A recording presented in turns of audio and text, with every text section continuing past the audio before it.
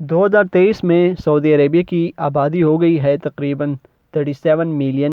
मतलब जो अरब ममालिक हैं उनमें सऊदी अरबिया का नंबर है नंबर 6 आबादी के लिहाज से। मराकश, अल्जीरिया, इराक, सूडान और इजिप्ट, ये ममालिक सऊदी अरबिया से ज़्यादा आबादी वाले ममालिक हैं। जो सऊदी अरबिया की 37 मिलियन पॉपुलेशन है वो एक बहुत ही अजीब तरीके के पैटर्न के अंदर जो है वो सऊदी अरबिया में रहती है, जो कि शायद आपने किसी ममालिक में शायद ही देखी होगी ऐसा ऐसा पैटर्न। मुल्क की 80% आबादी एक क्रॉस नुमा पट्टी है दो तरफ, उस पैटर्न के अंदर रहती है। एक जो बिल्कुल स्ट्रेट पट्टी है वो जो रेड सी है उसी के किनारे पर बनी हुई है। रेड सी के किनारे पर एक सीधी स्ट्रेट पट्टी है। एक जो स्ट्रेट पट्टी है वो बिल्कुल सेंटर में से आती है और जो पर्शियन गल्फ है उसमें से स्टार्ट होती है और रेड सी पर जाकर मिलती है। अच्छा, आउटसाइड ये जो बीच की स्ट्रेट पट्टी है इसके दोनों जानिब जो मुल्क है सऊदी अरबिया का वो कम्प्लीटली खाली है, कम्प्लीटली एम्प्टी है। और जो भी बिल्कुल हैंडफुल की कुछ पॉपुलेशन है मदीना के करीब, वो जो है वो इसी पट्टी जो रेड सी के किनारे पट्टी है इसी के करीब करीब रहती है। सबसे पहले आपको ये समझना ज़रूरी है, ये जानना ज़रूरी है कि जो सऊदी अरबिया की जो टेरिटरी है, जो ज़मीन है वो बहुत ज़्यादा वसी है। ज़मीन के लिहाज से सऊदी अरबिया दुनिया का 12वां बड़ा मुल्क है। मतलब अगर आप उसको यूरोप से कंपेयर करें तो तकरीबन 80% यूरोप जो है वो सऊदी अरबिया के अंदर समा सकता है।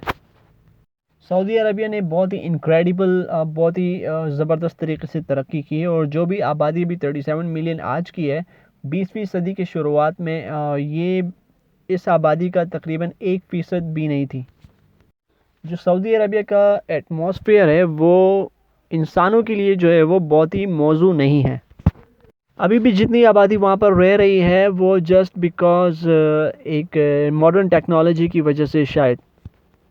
सऊदी अरबिया जो है वो एक पेनिनसुला की शक्ल में, ठीक है, और ये जो सऊदी अरबिया का ज़्यादातर हिस्सा है इसको सहराओं ने घेरा हुआ है। सऊदी अरबिया की नॉर्थ में जो सहरा है इसका नाम है अल नफूद डेज़र्ट, ठीक है। ये जो डेज़र्ट है इसका जो बॉर्डर है वो इजिप्ट और इराक के साथ मिलता है और ये एक रास्ते के ज़रिए जो है वो रब अल खाली जो डेज़र्ट है, जो बहुत बड़ा डेज़र्ट है, उससे जाकर मिलता है। रब अल खाली का इंग्लिश में मतलब है एम्प्टी क्वार्टर।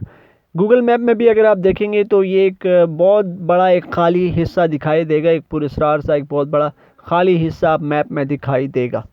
किसी भी तरीके का रोड, बिल्डिंग या तरक्याती इंफ्रास्ट्रक्चर यहाँ पर दिखाई नहीं देगा, बिकॉज़ ये एक ज़मीन का बहुत ही बड़ा हिस्सा है कंटिन्यूसली, जो एक मुकम्मल सहरा है। अगर हम इस सहरा के रकबे को देखें तो ये जो सहरा का रकबा है ये पूरा फ्रांस की जो रकबा है उससे ज़्यादा ही होगा। गर्मियों में यहाँ का दर्जा हरारत 131 डिग्री सेंटीग्रेड तक पहुँच सकता है फ़ारेनहाइट में, या फिर 55 सेल्सियस। साए में यहाँ पर दर्जा हरारत थोड़ा सा कम हो जाता है, लेकिन उसके लिए आपको अपना साजो सामान लाना पड़ेगा। और इसके अलावा जो है सर्दियों में यहाँ पर जो है वो -7 डिग्री सेंटीग्रेड तक भी मौसम पहुँच सकता है। डिग्रीज में कहें तो -7 डिग्री सेंटीग्रेड या फ़ारेनहाइट में 19 फ़ारेनहाइट तक यहाँ पर दर्जा हरारत पहुँच सकता है सर्दियों में, जो कि बहुत ज़्यादा सर्दी है।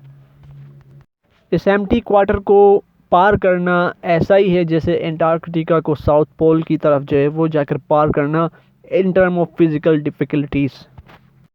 1931 में फर्स्ट डॉक्यूमेंटेड प्रूफ जो है वो मिलता है हमें इस सहरा को क्रॉस करने का, 20 साल बाद साउथ पोल के एक्सपेडिशन के। 2018 तक हमें यहाँ पर कोई भी इंफ्रास्ट्रक्चर नहीं मिलता, लेकिन 2018 में इस सहरा के एक कॉर्नर के लीजिए, बीच में नहीं, कॉर्नर में एक हाईवे बना जो कि ओमान को सऊदी अरबिया से कनेक्ट करता है।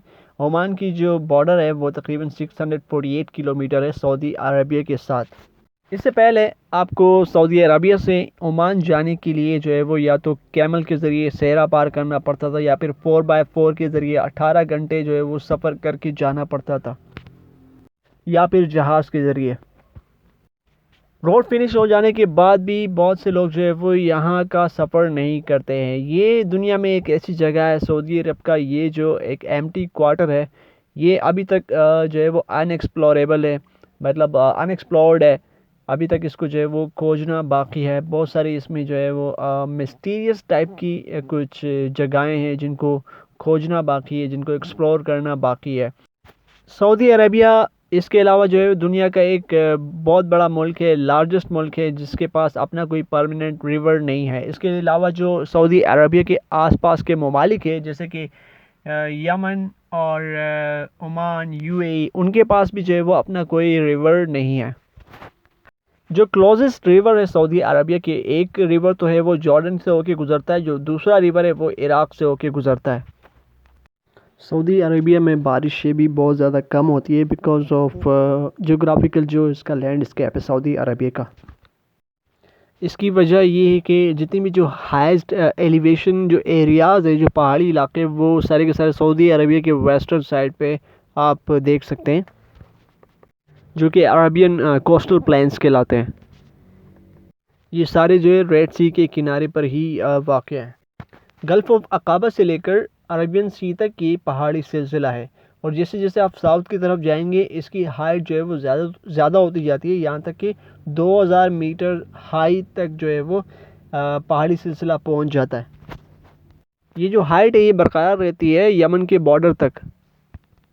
तो सऊदी अरबिया की जो मौसमी तब्दीली होती है, ये जो बड़े पहाड़ी सिलसिले हैं ये इनमें अपना एक बहुत बड़ा रोल प्ले करते हैं। ये जो पहाड़ी सिलसिले बड़ी मिकदार में मॉइस्चर को जो है वो कैप्चर करते हैं अरबियन पेनिनसुला से और इसके अलावा रेड सी से। ये जो साउथ वेस्ट की तरफ जो हिस्सा है सऊदी अरबिया का, अरबियन पेनिनसुला और यमन के दरमियान का, यहाँ पर साल की सबसे ज़्यादा जो है वो बारिशें देखी जाती है। समंदरी सतह से हायर होने की वजह से जो पहाड़ी सिलसिला है 1000 मीटर से भी ज़्यादा होता है। ठीक है, तो इसका क्या मतलब, इसका ये मतलब है कि जो टेम्परेचर है वो कूलर होता है, मतलब ठंडा होता है बनिस्बत के जो समंदर की लेवल पर होता है। तो यही वजह है कि इन जो पहाड़ी सिलसिलों की वजह से जो वो गर्मी होती है उसका जो है अजाला हो जाता है।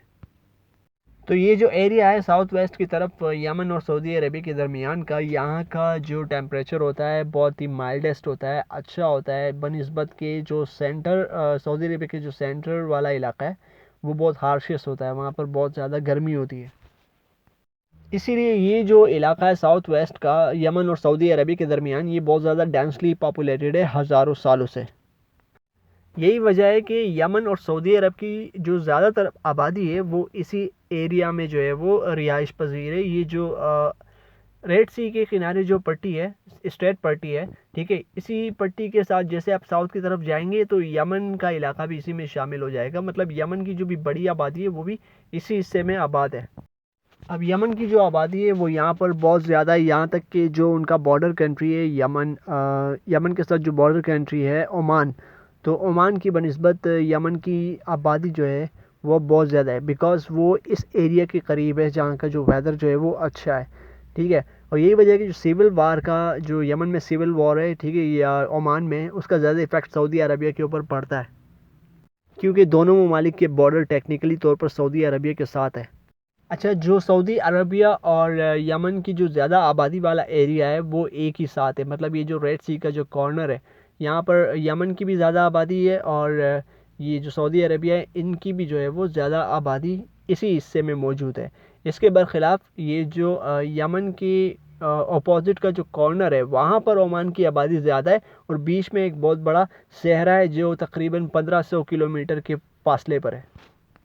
सऊदी अरबिया की ज़्यादा आबादी वाला इलाका तो ठीक है ये, लेकिन जो सऊदी अरबिया की जो मेन सिटीज़ है वो नॉर्थ की तरफ है, मतलब इस एरिया से दूर है स्ट्रेटजिकली या जो हिस्टोरिकली तौर पर, लाइक मदीना है, मक्का है, जद्दा है। जद्दा और मक्का ये सिटीज़ जो है वो एक दूसरे के बिल्कुल करीब है। ठीक है, गल्फ़ ऑफ अडन, मेडिटेरेनियन सी और जो पर्शियन गल्फ़ है, ये तीनों का जो फासला है वो एक बराबर है इन सिटीज़ से। इसके अलावा वेस्ट में जो है वो एक एम्प्टी क्वार्टर है, सेरा का बहुत बड़ा एक हिस्सा है। तो मोस्ट प्रोबेबली जो बहुत सारी तिजारत होती थी हज़ारों सालों से इंडिया, इजिप्ट और दीगर मुल्कों से, ठीक है, वो मोस्ट प्रोबेबली जो है वो जद्दा और मक्का से होती हुई आगे जाती होगी। जद्दा एक बहुत ही इंपॉर्टेंट कोस्टल पोर्ट सिटी है, तिजारती हब है, लेकिन सतह समंदर के करीब होने से यहाँ का जो आबो हवा है वो गर्म है। मक्का जो है फिर वो 18 किलोमीटर जो है वो अंदरूनी इलाके की जानिब है और जो पहाड़ी सिलसिला है उसके करीब है। 275 मीटर हाई एलिवेटर एरिया पर है। इसके अलावा पहाड़ी सिलसिला जो है वो 1800 मीटर तक हाई है। यही वजह है कि जद्दा के मुकाबले में यहाँ का मौसम जो है वो ज़्यादा गर्म नहीं होता। इसके अलावा जो ताइफ सिटी है वो 1879 मीटर हाई एलिवेटर एरिया पर है, जिसकी वजह से यहाँ का जो दर्जा हरारत है वो ज़्यादा से ज़्यादा 29 डिग्री सेंटीग्रेड होता है, बमुकाबला मक्का के जहाँ पर 36 डिग्री सेंटीग्रेड और जद्दा के जहाँ पर 33 डिग्री सेंटीग्रेड तक जो है वो टेम्परेचर पहुँच सकता है।